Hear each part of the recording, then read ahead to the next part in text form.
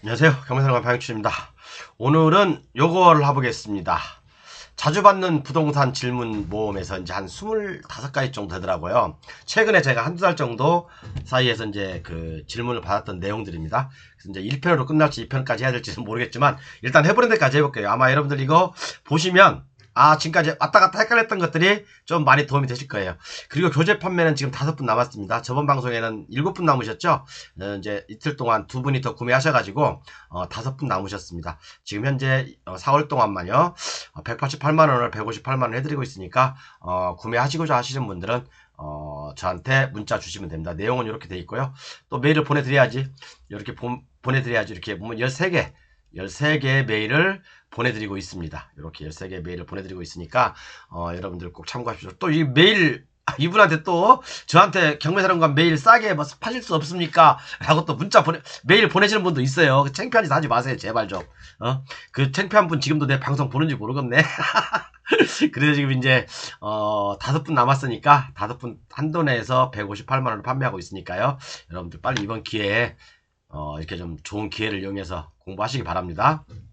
자, 그럼 교재로 바로 가보겠습니다. 자, 이제 경매사령관 833강이죠.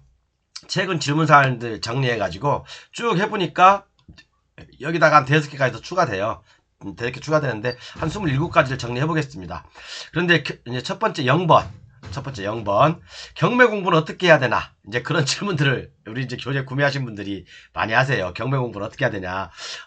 라고 하는데, 제 교재에도 설명드리면, 이제 이렇게 한글 파일로 된 이렇게 문서가 쭉 있지 않습니까? 이 교재가요. 교재가 있으면, 교재에다가 컨트롤 F 치시고, 아이고. 이렇게 컨트롤 F 치시면, 이제 1강부터 나올 거 아닙니까? 이렇게 1강부터. 또는 거꾸로 833강부터, 그죠? 833강하고 유튜브 틀어놓으시고, 같이 공부하시면 됩니다. 그리고 이제 이 교재에는, 제가 공개하지 않는 내용들이 밑에 숨어 있어요.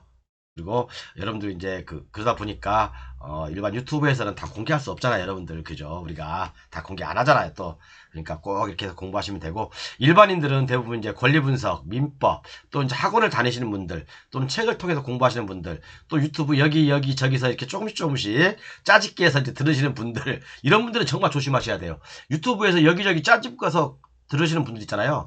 나중에 실질적으로 입찰하다가 큰 코 다칩니다. 제가 그래서 여기 질문들은 그런 분들이 굉장히 많은 것들로 많아요. 그런 분들이 굉장히 많아요. 당하신 분들 많다고요. 제가 한 가지 예를 들어볼게요. 제 교재 맨 밑에 있나 이게? 여기 보면 여기 있구나. 이제 공인중개사 분들이나 이제 저한테 이제 최근에 연락 오신 분들이 요런 질문들을 많이 하셨어요. 그러니까 이분은 5억을 여기 나와있죠. 현금 5억을 사기당하시고 또는 현금 5억을 잊어먹어가지고 저한테 이제 결국에는 제 책을 구매하셔가지고 이제 공부를 하고 계시는 분입니다. 그러니까 이분이 하시는 말씀이 자기가 직접 공부해서 돈을 회복하려고 한대요. 남들 맛을 안 믿는데요, 이제. 남들 말을 안 믿을 거고, 왜냐면 이렇게 한 5억을 날리신 분들도 많아요. 1억 날리신 분들은 수두룩하고요. 1년에 우리가 경매를 통해서 날리는 돈 있잖아요. 모수당하는 돈이 얼마인지 아십니까, 여러분? 최소 700억에서 1000억이랍니다. 700억에서 1000억이래요. 어마어마한 돈이거든요. 그만큼 일반인들이 무턱대고 벌레방처럼 덤벼들었다가 돈 날리고, 보증금 떼이고, 그런 사건들이 굉장히 많다는 얘기죠. 그리고 이제 또 하나 요거, 이제 어떤 분이 이제 공인중개사분이 질문하셨는데, 경매 기입 등기가 된 이후에, 그죠? 여기 가압류 가처분을 해도 되냐? 아무 필요 없는 거잖아요. 그죠? 아무 필요 없습니다. 그러니까 공인중개사분들도 반드시 공부를 하시라. 이것은 최근 3일 전에 저한테 문자가 왔던 내용들입니다. 근데 제가 이제 좀 바빠서 사실은 답변 안 해드려요, 자료. 그러니까 이렇게 교재 구매하시는 분들은 제가 답변을 다 해드리는데 교재 구매하시는 분이 아는 분들은 사실 제가 답변 안 해드립니다. 솔직히 말씀드리면요. 죄송합니다. 그럼 그분들한테는요. 그리고 이제 자 볼게요. 이제 1번부터 보겠습니다.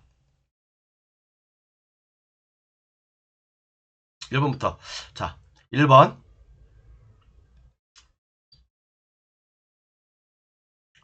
공유자 우선 매수라는 질문을 많이 와요. 공유물 분할을 위한 형식적 경매에서 공유자 우선 매수권이 되냐? 안 됩니다. 공유자 우선 매수권 안 됩니다. 아니, 공유물 분할을 위해서, 자, 우리 이거 협의가 안 되니까 A라는 사람이 있고 B라는 사람이 있어. 서로 협의가 안 되니까 이걸 갖다가 현물 분할을 위해서 경매를 청구하는 거 아닙니까? 그러면 쥐들이 둘이 청구해놓고 쥐들이 또 공유자 우선 매수를 신청해? 말도 안 되는 거죠. 이게 상식적으로 이해가 안 되는 겁니다. 그 때문에 공유물 분할을 위한 형식 경매에서는 그죠? 공유자 우선 매수는 안 됩니다. 물론 A라는 사람, B라는 사람은 각자 입찰자로서 입찰은 가능해요. 그죠? 경매 입찰자로서 입찰은 가능하지만 공유자 우선 매수는 안 된다. 라는 걸 말씀드리고요. 그 다음에 2분의 1씩 보유하고 있다가 낙찰자 한 명이 다른 2분의 1 지분권자의 지분을 경매 청구해도 다른 한 사람은 공유자 우선 매수권을 신청할 수 있는가? 있다. 제가 말씀드렸죠. 전전전 시간에 말씀드렸습니다. 그 다음에 미등기 무허가 건물도 경매 청구나 가압류 또는 가첨을 할 수 있는가? 없어요, 여러분. 미등기 무허가 건물은요, 원칙적으로 가압류나 가처분 또는 경매 청구 못합니다. 근데 우리가 이제 경매 물건지를 보면 그런 내용들이 나와 있죠. 제시의 건물, 매각 포함 또는 제시의 건물, 매각에서 제외. 이런 것들은 뭐냐면 제시의 건물, 매각 포함이라는 것은 경매 진행 시에 부합물 종물인 경우에요. 채무자 소유의 부합물 종물 또는 건물로서 그죠? 외형을 갖추지 못하고 있거나 그러니까 부합물이나 종물이라는 거죠. 붙어있다는 얘기야. 그런 것들은 제시의 건물로서 매각에 포함될 수 있어요. 그렇지만 미등기, 무허가 건물을 단독으로 경매 청구한다? 이건 안 됩니다. 안 돼요. 그러니까 부동산에 있어서 등기가 되어 있어야지만이 채권 행사 또는 법적인 권리를 행사할 수 있잖아요. 그죠? 보존 등기가 되어 있어야지만이 거기에 가압류든 가처분든 또는 경매 청구도 할 수 있는 거잖아요. 그죠? 그렇기 때문에 불법 건축물의 보존 등기가 됩니까? 우리가 보존 등기를 할 수 있는 것은 그죠? 건축 허가서대로 뭐 4층이다 또는 뭐 계단을 이렇게 만들기로 했는데 계단을 뭐 이렇게 만들어 버렸다. 이것은 건축 허가서로 만든 게 아니잖아요. 그죠? 지은 게 아니잖아. 그럼 이런 것들은 불법 위반 건축물들은 보존 등기가 안 되는 거예요. 건축 허가서대로 건축이 지어졌을 때 보존 등기가 되는 거거든요. 그죠? 그렇기 때문에 불법 건축물은 원칙적으로 보존 등기가 안 된다. 그렇게 보시면 되고 또는 보존 등기 또는 우리가 이제 대위 등기라고 하죠. 또는 촉탁 등기라고 하죠. 그죠? 그런 걸 하기 위해서는 조건이 있어요. 조건. 아무거나 다 하는 게 아니에요. 만약에 건축 허가서에 내가 4층으로 짓겠다 라고 했으면 4층 정도의 골조는 올라가 있어야 된다는 얘기야. 그죠? 건축 허가서에 4층으로 되겠는데 2층까지밖에 안 올라갔다. 이것은 보존 등기 못합니다, 여러분. 자, 그럼 대법원 판례를 한번 읽어볼게요.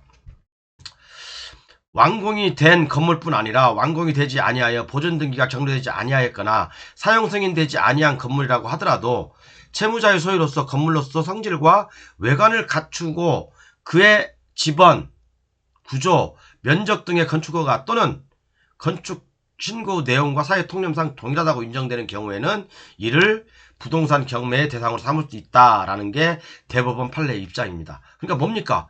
집원, 구조, 면적 등 또는 건축허가 또는 건축 신고 내용과 사회 통념상 동일하다고 봤을 때 그러니까 민법상 기둥과 지붕과 벽이 있으면 되는 거예요.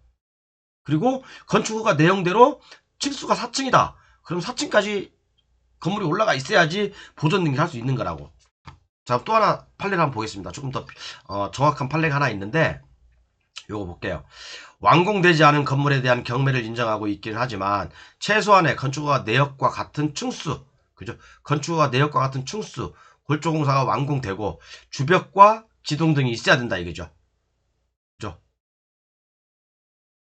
정도로 공사가 이루어진 경우에만 이를 경매의 대상으로 삼을 수 있다 할 것이다. 그죠? 아까 내용하고 비슷하죠? 대부분에서는 그렇게 인정합니다. 그죠? 그래서 결국은 미등기 건물이 아직 사용 승인 받지 못하였다 하더라도 그 미등기 건물이 채무자 소유이고 사회통념상 이미 건물 실체를 갖추고 있는 경우에는 보존 등기를 한 후 그 건물에 대한 채권 행사가 가능하죠. 그죠? 불법 무허가 미등기는 안 됩니다. 그래서 3번 촉탁 등기, 대위 등기, 보존 등기 할 수 있는 건물의 요건은 아까 제가 대법원 판례를 소개시켜 드렸습니다. 대법원 판례를 보면 다시 한번 볼게요. 완공되지 않은 건물에 대한 경매를 인정하고 있긴 하지만 자, 여기까지 최소한의 건축허가 내역과 같은 층수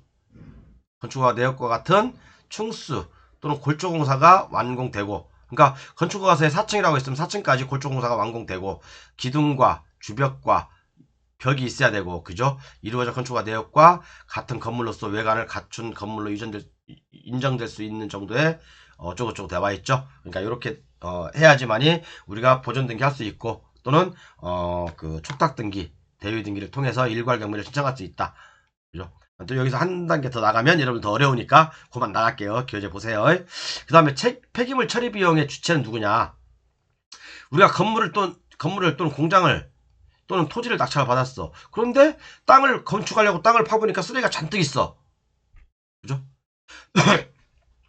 이것은 매매나 경매나 똑같은 거예요. 우리가 이제 매매 같은 경우는 자 땅을 파보니까 쓰레기가 많이 나왔어. 만약에 국가가 나한테 팔았다. 그럼 이제 국가에서 손해배상을 청구할 수 있죠. 그런데 개인과 개인이 거래했다. 당연히 전 소유자한테 구상권 행사할 수 있는 겁니다. 그죠? 하자 담보 책임을 물을 수 있는 거예요. 그런데 경매를 샀다. 경매도 마찬가지예요. 똑같이 전 소유자한테 구상권 행사할 수 있고 하자 담보 책임을 물을 수 있는 거예요. 그렇지만 경매 같은 경우는 그분이 쫄딱 망했는데 그분이 뭐 이거 책임질 수 있겠습니까? 못 진다는 얘기예요. 그러니까 결국에는 경매로 산 땅 폐기물이라든가 그런 폐기물들은 원래는 낙찰자가 부담해야 돼요. 그죠? 낙찰자가 부담해야 된다고. 원칙은 구상권을 행사할 수 있지만 낙찰자가 부담하는 게 맞아요. 그죠? 이해 가시죠? 그래서 일반 공장을 낙찰받으면 일반인이 처리해야 되고 폐기물 공장을 타용도로 사용하기 위해서 낙찰받으면 낙찰자가 처리해야 돼요. 근데 예외 조항이 있죠. 예외 조항이. 그죠? 폐기물 공장을 낙찰받았어. 폐기물 공장 낙찰받았어. 근데 여기 쓰레기가 잔뜩 있어. 근데 민원이 하도 들어오니까 국가에서 이걸 먼저 치우고 낙찰자인 나한테 구상권 행사해서 야 5억 내놔라. 내가 5억 들었다. 그런데 내가 만약에 폐기물 공장을 쓰려고 딱 낙찰을 받아보니까 그죠? 영업 승계가 안 돼.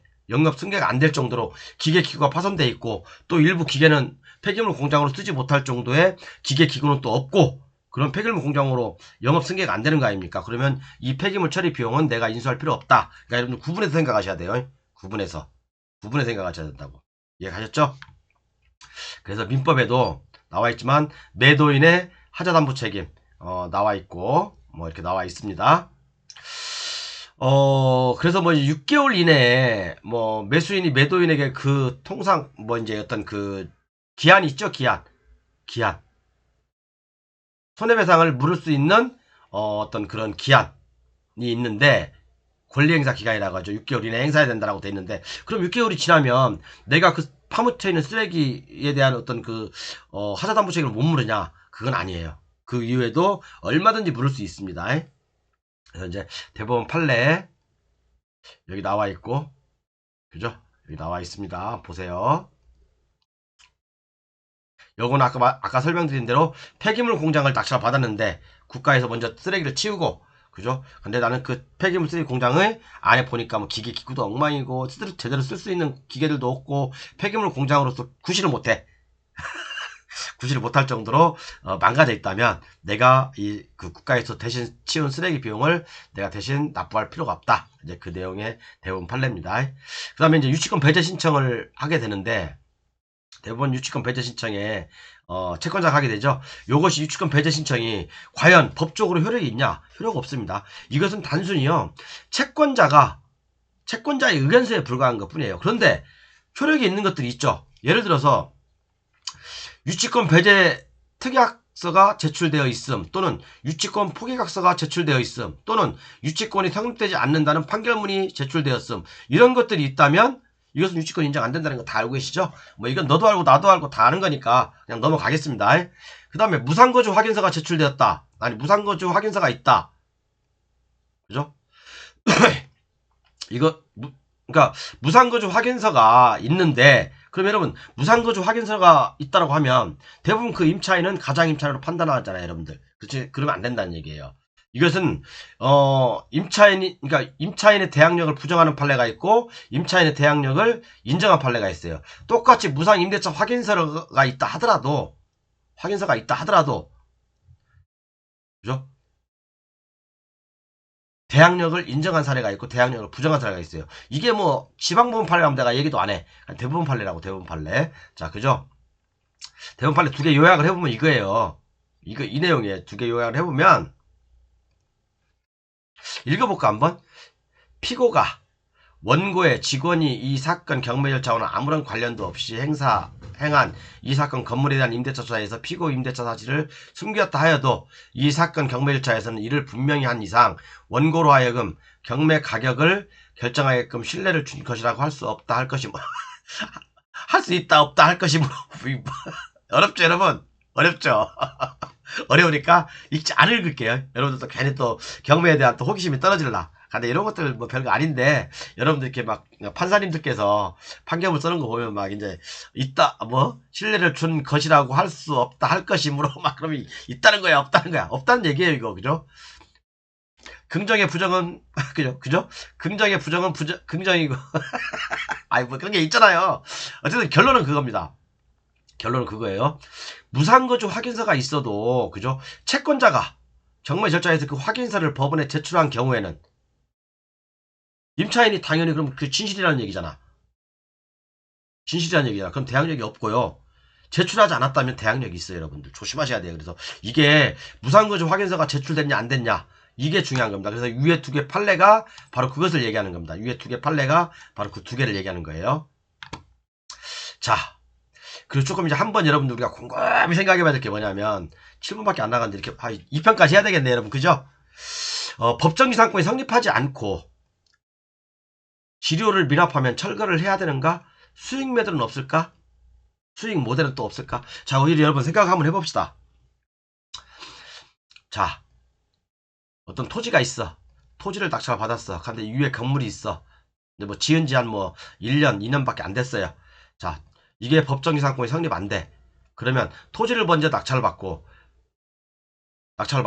이 건물에 철거 청구를 하겠죠. 법정지상권 성립 안 되니까. 그럼 여러분들이 토지를 낙찰 받았으면 이 건물을 진짜 때리 붓고 싶어서 이 토지를 낙찰 받았을까? 여러분 같으면 이거 새 건물인데 이걸 때리 붓겠어? 근데 내가 토지를 낙찰 받고 요걸 갖다가 이제 이게 한 10억이야. 10억에서 쭉 이제 딱 입찰할 사람이 없겠죠. 근데 이걸 갖다가 한 5천만 원에 누가 낙찰 받았어. 5천만 원 낙찰 받았어. 그런데 이 건물 가격이 10억에서 쭉 5천만 원 낙찰 받았는데 자기가 한 3천만 원 되면 낙찰 받으려고 했는데 놓쳐버렸어. 그럼 진짜 이 건물을 때리 부술라고 토지를 낙찰 받았을까? 그러면 내가 만약에 경매사령관이 갖다 5천에 낙찰 받았어. 근데 실질적으로 내가 이 건물을 지려면 진짜 한 7, 8억 들어요. 7, 8억 들어. 건물을 낙찰 받으면 7, 8억 들어. 법정지상권 성립하지 않으니까 여기에 임차인도 안 들어오려고 하겠죠. 그죠? 당연히 임차인들도 대항력이 없으니까 법정지상권에 물건이 없는데 무슨 채권이 있을 수가 있어요? 그죠? 그렇기 때문에 당연히 임차인도 안 들어올 거란 말이야. 그죠? 그러면 경매사령관은 이거 5천만 원 낙찰 받았어. 그러면 이 사람이 진짜 이걸 때려 부술까 이거? 때려 부술까 여러분 이거? 둘 중 하나겠죠? 야 니가 땅 나한테 팔아. 아니면 야 너 싸게 받았으니까 어차피 때려 부서질 건물이니까 야 경매사령관 너 나한테 팔아라. 뭐 둘 중 하나겠죠? 그럼 만약에 제가 토지를 낙찰받은 사람이라면 만약에 제가 경매사령관이 한 5천에 낙찰 받았어. 저는 한 2, 3억 정도에 2억 정도에 저는 합의를 볼 것 같아요. 저라면 그러니까 이런 것들이 법정지상권 성립하지 않는다고 해서 다 못 쓰는 건물이냐 그건 아니란 얘기야. 여러분들 곰곰이 생각해 보시라고. 곰곰이 과연 자신 있다 만약에 철거처분 가처분이 들어와 있다 철거청구 가처분이 들어와 있다 그런 경우도 있지만 철거청구가 안 들어와 있는 것도 있어요. 법정지상권 성립하지 않으면 그런 것들도 한번 생각해 볼 필요가 있다는 얘기지. 그죠? 그런 것도 한번 생각해 볼. 더 이상 안 나갈게 신도 여기까지는 이것은 그죠? 더 이상 안 나가겠습니다. 한번 생각해 보세요 여러분들 곰곰하게. 물 좀 한 잔 마실게요. 자 그리고 이제 법정지상권 정말 제가 저번에 한번 책을 샀는데 어떤 분이 책을 샀는데 법정지상권의 오해와 진실. 자 그 책에는 그렇게 나와 있어요. 등기하지 않으면 법정지상권 성립하지 않는다. 그렇게 나와 있대요. 등기하지 않으면 법정지상권 성립하지 않는다. 왜? 소유자는 등기를 해야 되겠지. 자기 소유자거든요. 그죠? 매매를 할 수 있어도, 매매를 할 수 있어도 소유자로서 주장을 못 한대. 자, 그래서 그 책에서 얘기가, 저도 이제 우리 이제 그때 구매하신 분이, 자, 처음에 A였어. 이게 미등기 무허가야. 그런데 이게 AP로 바뀌었어. 아니, PEP로 바뀌었어. 근데 이게 미등기 무허가야. 미등기야. 그러면 여기다 저당권 설정 당시에, 그죠? 이건 미등기니까 이게 법정이상 성립 안 된대. 여러분들 이거 이 말 듣다가는 개 피본다고 했죠. 아니, 법정이상권은 미등기 무허가 불법 건축물하고 상관없다며.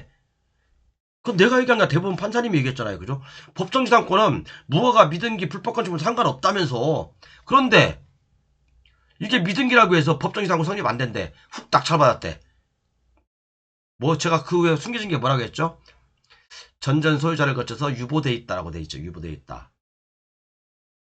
유보돼 있다라고 돼 있는 겁니다. 큰일 납니다, 여러분. 그죠? 그리고 여러분들이 또 하나 헷갈리는 게 공동저당이 설정된 후 건물이 철거되고 신축된 경우 근저당의 효력이 신축 건물에 미치는가? 자, 20분이 지났으니까 이거 다음 해야 되겠네. 어쨌든 이게 토지가 있어. 토지가 있고 건물이 이렇게 있어요. 여기에 토지에도 A라는 사람이 근저당, 똑같이 이제 근저당이 공동저당이라고 하죠. 그죠? 공동저당이 설정됐는데 이게 철거되고요. 새로운 건물이 신축됐어. 그런데 이 저당권의 효력이 이 건물에도 미치나? 안 미쳐요. 안 미친다고. 여러분들이 헷갈리는 게 이거야, 이거. 나 정말 여러분들 이게 참 공부하다 보면 진짜 웃기는 경우 진짜 많거든요. 이거 좀 지워볼게요. 이제 판례를 많이 읽다 보면 보통 4, 5년 된 분들이 이제 막 대충대충 읽거든요. 꼼꼼하게 안 읽고. 왜? 빨리빨리 배워야 되니까. 근데 이제 그건 아니고, 저는 이제 이렇게 오래전부터 차근차근 읽다 보니까 이제 헷갈리는 부분들을 많이 공부를 했잖아요. 그러니까 자, 여러분 볼게요. 자, 토지하고 건물에 공동저당이 설정된 후에, 그죠? 건물이 철거되고 토지 위에 새로운 건물이 신축됐어. 그러면 여기에 이건 법정지상권이 성립하냐 안 하냐? 법정지상권이 성립하냐 안 하냐? 이 문제하고 저당권의 효력이 미치냐 안 미치냐? 이 내용이잖아. 이 내용. 이 내용이잖아요. 아니, 새로운 건물에 저당권 효력이 미쳐요? 안 미치죠? 안 미칩니다. 저당권 효력이 미치려면 뭐예요? 우리가 여러분 원칙적으로 얘기하면 우리가 뭡니까? 원칙적으로 얘기하려면, 자, 우리가 건물을 신축하려면 일단 기존 건물을 뭡니까? 말소 등기를 해야 되나? 말소. 멸실 등기를 해야 되나요? 그죠? 그리고 멸실 등기를 하려면 멸실 등기를 하고 난 다음에 건물이 신축됐으면 뭡니까? 그 신축 건물은 보존 등기를 해야 되잖아요. 이게 바로 정상적인 법 절차잖아요. 그죠? 보존 등기도 안 돼 있는 건물에 저당권이 들어갈 수 있어요? 보존 등기가 안 돼 있는 건물에 저당권이 들어갈 수 있냐고. 당연히 그러니까 신축 건물에는 저당권 효력이 미치지 않는 거잖아요. 그죠? 그러니까 여러분들이 법정지상권 성립하냐, 저당권이 성립하냐, 저당권 효력이 미치냐, 이거 가지고 헷갈린다니까, 이거 갖고. 그죠? 그러면 또 하나 읽어볼게요. 법정지상권이 성립한 후 신축 건물에 대해서 동일성이 있다면 그 건물을 기준으로 법정지상권 효력이 미치죠. 그런데 저당권 효력은 안 미치죠. 그래서 또 하나 제가 읽어볼게요. 동일인 소유에 속한 토지 및 그 지상 건물에 관하여 공동저당을 설정하는, 똑같은 말이야. 그죠? 법정지상 똑같은 말이에요. 똑같은 말은 아니지. 엄밀히 따지면 신축 건물에는 법정지상권이 인정되지 않는다. 맞죠? 그러니까 이 말하고 여러분 좀 헷갈리는 게, 자, 다시 한번 잘 보세요. 법정지상권 성립한 후에, 이 말은 뭔 말입니까? 법정지상권 성립한 후에라는 것은, 자, 토지에는 저당권이 있고, 그죠? 건물에는 저당권이 없을 수도 있다는 얘기잖아. 그죠? 토지의 저당권 설정 당시지 언제 건물의 저당권 설정 당시입니까? 법정지상권 성립 요건이 뭐예요? 토지의 저당권 설정 당시에 토지와 위에 건물이 있어야 되고 토지와 건물은 동일 소유다. 그러니까 건물에는 저당권이 없을 수도 있잖아요. 그죠? 그러면 이런 경우 건물이 신축됐어. 이게 때려 부서지고 건물이 신축됐어. 저당권자는 토지에만 설정됐잖아. 건물이 때려 부서지고 건물이 새로 지었다고 한들 원래 건물에는 저당권이 없었는데 새로 신축을 했다 한들 이 저당권자한테 피해가 있어요, 없어요? 지는 원래부터 처음부터 토지에만 저당권이 있었다는 얘기예요. 그죠? 그렇기 때문에 이것도 역시 그 범위 내에서는 구건물을 기준으로 해서 범위 내에서는 법정이상권 인정되는 거예요. 그죠? 그렇지만 저당권의 효력은 미치지 않아요. 왜? 아까도 말씀드렸지만 저당권의 효력이 미치려면 뭡니까? 건물을 지으려면 우리가 이제 건축법에서 멸실 등기를 하고 보존 등기를 해야 정상적인 법 절차로 인정되는 거잖아요. 그죠? 멸실 등기를 하고 사용 승인을 받고 보존 등기를 해야지. 그죠? 사용 승인도 안 맡았는데 보존 등기를 해야 정상적인 이제 그 절차로 정상적인 건물이 되는 거잖아요. 그죠? 건축법과 등기법에 나와 있잖아. 그죠? 예, 가시죠. 그래서 이 내용이 나온 겁니다. 그리고 또 하나 여기까지만 하고 이제 멈출게요. 자, 그리고 여러분들 법정지상권의 원리를 이해해야 되는 게 뭐냐면, 자, 토지 위에 건물이 있어. 이렇게 토지에 건물이 있어. 그러면 공동저당이라는 게 뭐예요? 토지에도 저당권이 설정되고 건물에도 똑같은 사람이 저당권 설정했다는 거 아니야. 그죠? 그러면 이걸 때리 부숴버리고 멸시 등기를 하고 건물을 새로 신축했어. 건물을 새로 신축했어. 신축한 건물에는 저당권 효력이 미친다고 해서 안 미치죠. 당연히 안 미치죠. 왜? 이것도 보존 등기를 했다면, 그러니까 촉탁 등기로 이게 경매가 넘어갔다면, 이 건물에는 저당권 효력이 안 미쳐요. 그런데, 자, 공동저당이 설정된 후에, 그러면, 이게 경매로 넘어갔어, 이 건물이. 새로 신축해가지고. 신축해서 경매로 넘어갔어요. 그러면, 이 건물은 법정지상권을 인정해야 될까, 안 해야 될까? 만약에, 자, 이 저당권자 입장에 생각해봅시다. 제가 법정지상권은 저당권자를 위한 법이라고 했죠.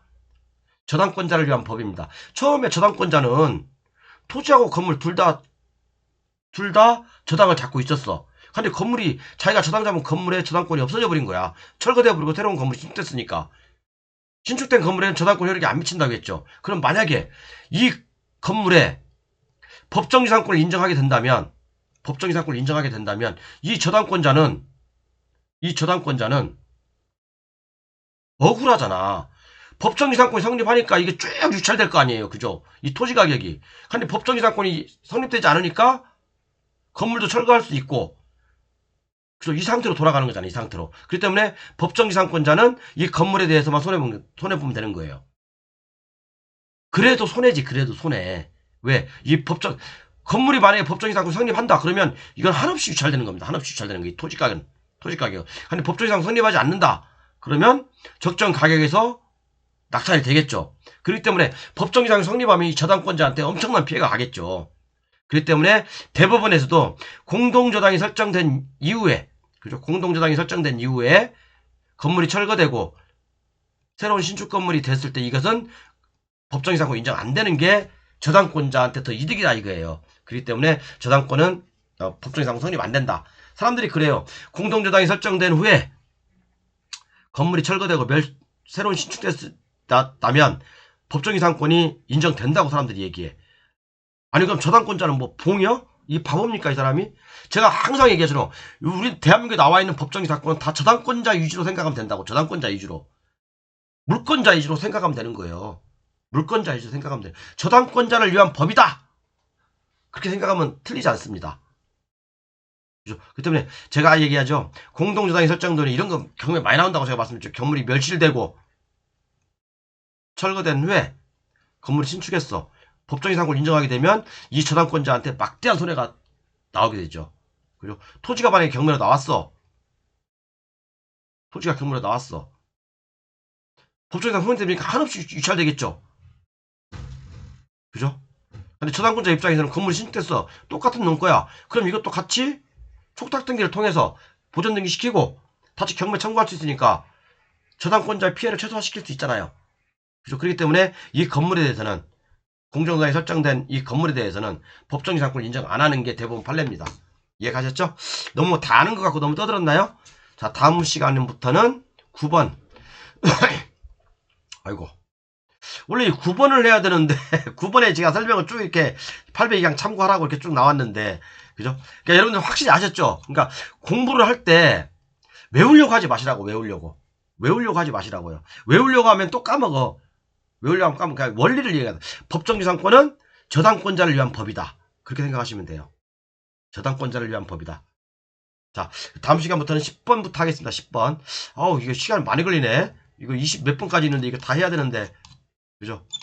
다 해야 되는데. 어쨌든 자주 하는 질문들이니까 여러분들 이번 기회에 한번 요거 기반을 한번 좀 잡아보시기 바랍니다. 다음 시간에 뵙겠습니다. 감사합니다.